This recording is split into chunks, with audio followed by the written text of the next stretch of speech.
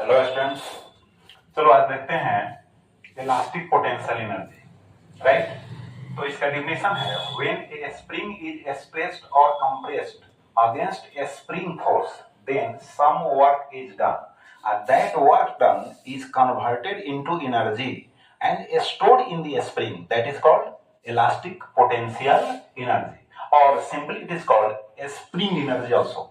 तो देखो जैसे स्प्रिंग का यहाँ पर एग्जांपल के दिए हैं, रिजिड सपोर्ट्स स्प्रिंग जो है यहाँ पर है ना, फिक्स है एक छोर और दूसरे छोर से जो है एक ब्लॉक जुड़ा हुआ है। राइट, अब अभी यह ओरिजिनल पोजीशन में है तो डिस्प्लेसमेंट जो होगा ब्लॉक का x इज इक्वल टू 0 होगा।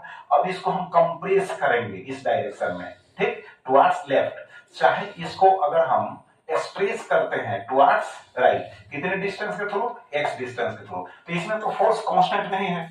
तो देखो जैसे हम इसको कंप्रेस करेंगे तो इसमें जो स्प्रिंग फोर्स काम करेगा वह राइट की ओर काम करेगा। अगर हम इसको स्ट्रेच करते हैं इस डायरेक्शन में तो स्प्रिंग फोर्स इसमें जो काम करता है वह लेफ्ट की ओर काम करता है अगेंस्ट अप्लाइड फोर्स।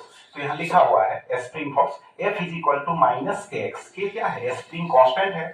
अब इसका जो यूनिट होगा वो हो जाएगा न्यूटन अपॉन क्या होगा, मीटर होगा। राइट, चूंकि माइनस इसलिए है कि अपोजिट डायरेक्शन में वर्क करता है।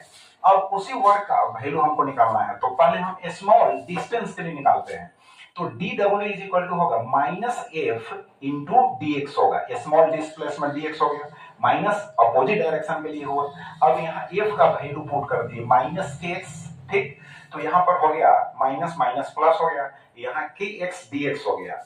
अब इसको बाई इंटीग्रेशन जो है नेट वर्क डन निकालेंगे तो W इज इक्वल टू जो नेट वर्क डन है वहां इंटीग्रेशन ऑफ डी डब्ल्यू होगा। तो के कांस्टेंट है आउटसाइड लिखे हैं और यहाँ लोअर लिमिट हो गया 0 जो इसका ओरिजिनल पोजीशन है और x डिस्टेंस तक अगर हम कंप्रेस करते हैं और उसको स्ट्रेच करते हैं तो फाइनल जो है उसका डिस्टेंस हो गया यानी पोजीशन हो गया x।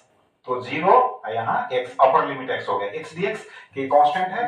अब यहाँ पर इंटीग्रेशन का फॉर्मूला अप्लाई कर दिए, x का पावर 1 है तो 1 उसमें ऐड कर दें तो x स्क्वायर बाई 2 हो गया और उस पावर से डिवाइड करते हैं। राइट, अब यहाँ पर 0 है लिमिट, यहाँ पर अपर लिमिट जो है x है। अब इसको सॉल्व करेंगे, x के जगह पर x तो x स्क्वायर, यहाँ चूंकि पावर 2 है तो x स्क्वायर ही रहेगा और x के जगह पर लोअर लिमिट रखेंगे तो 0, 0 का square 0, 0 by 2 is equal to 0। तो we have got here w is equal to 1 by 2 kx square। Finally we have written here w is equal to 1 by 2 kx square और यह जो वर्क डन है चूंकि spring में store हो जाता है therefore इलास्टिक पोटेंशियल एनर्जी जो होगा U is equal to half K X square. और इसका ग्राफ बदला दिए हैं, ये पॉजिटिव डायरेक्शन हुआ, ये निगेटिव डायरेक्शन हुआ एक्स का।